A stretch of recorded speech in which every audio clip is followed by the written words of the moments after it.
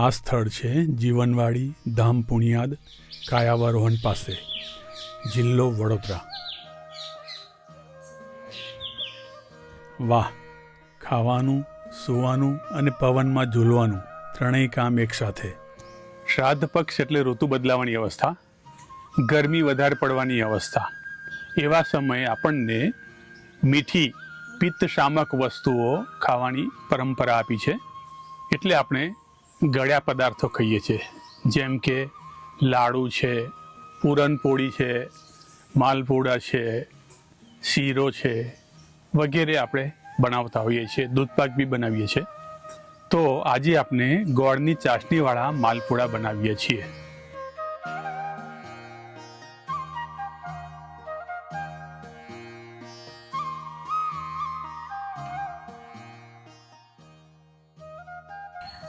આજે આપણે ગોળની ચાસણીના માલપુડા બનાવીશું. 1 કપ ઘઉંનો લોટ લઈશું, 1 ચમચી બેસન ઉમેરીશું, 1 ચમચી વરિયાળી,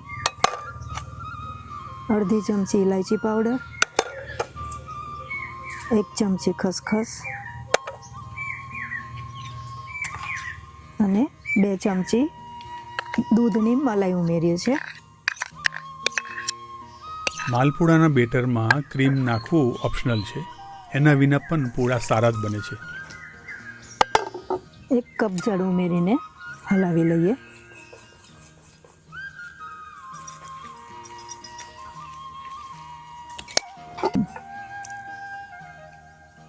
આપણે બીજું અડધો કપ જળ ઉમેરીએ છીએ.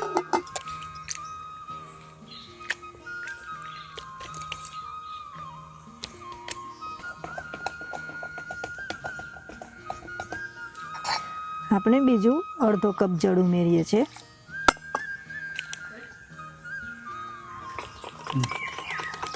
ટોટલ 2 કપ જળ ઉમેર્યું છે.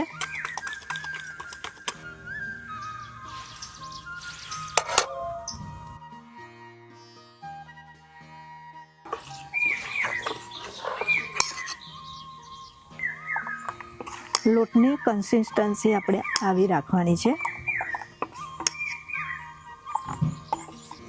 આપણે 1 કપ જળ ઉમેરીએ છીએ. આપણે 250 ગ્રામ જેટલો ગોળ ઉમેરીશું.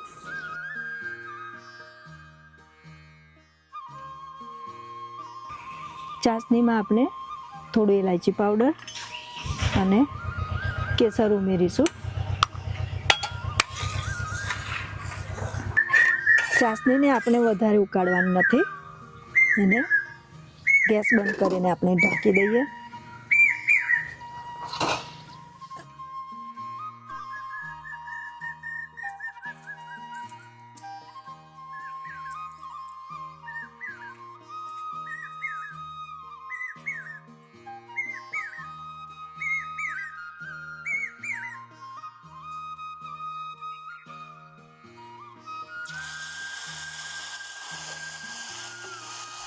આ છૂટા પડી ગયેલા ક્રિસ્પી કુકરા મને ખૂબ ભાવે છે.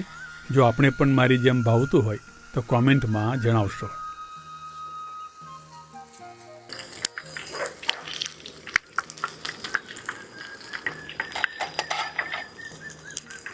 મિત્રો, તેલ વધારે ગરમ હોય તો બેટર છૂટું પડી જાય છે.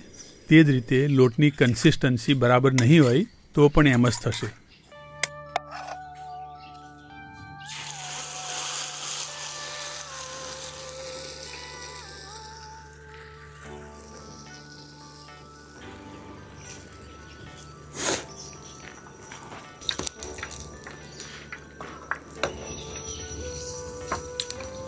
મિત્રો, આ રેસીપી અમને નર્મદા ટુરિઝમના મનીષા અને નિસર્ગ પટેલે આપી છે. તો તેઓનો ખૂબ ખૂબ આભાર. અને આપ પણ આવી કોઈ રેસીપી શેર કરવા માગો તો swadsamhita@gmail.com પર લખીને મોકલી શકો છો. માલપુડાને ચાસણીમાં પલટાવીને તરત જ કાઢી લેવું.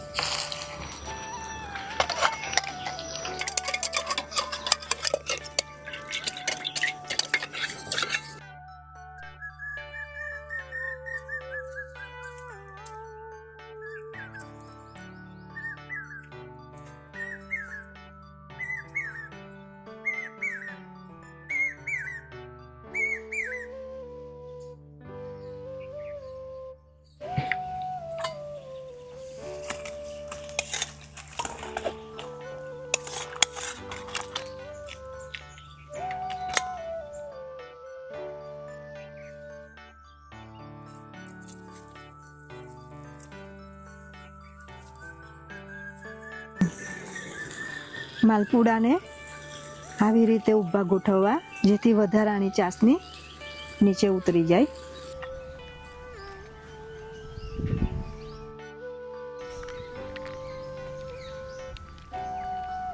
ઉપર થોડા ડ્રાયફ્રૂટ નાખીને સજાવી શકો છો અને એ સિવાય પણ સારા જ લાગે છે.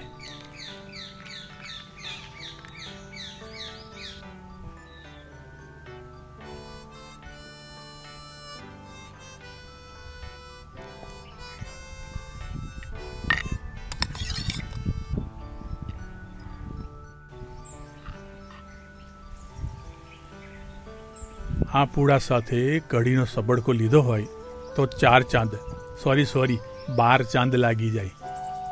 અને અમે સાથે પરવરનું શાક અને ખાટી ભીંડીની ભાજી પણ બનાવી છે.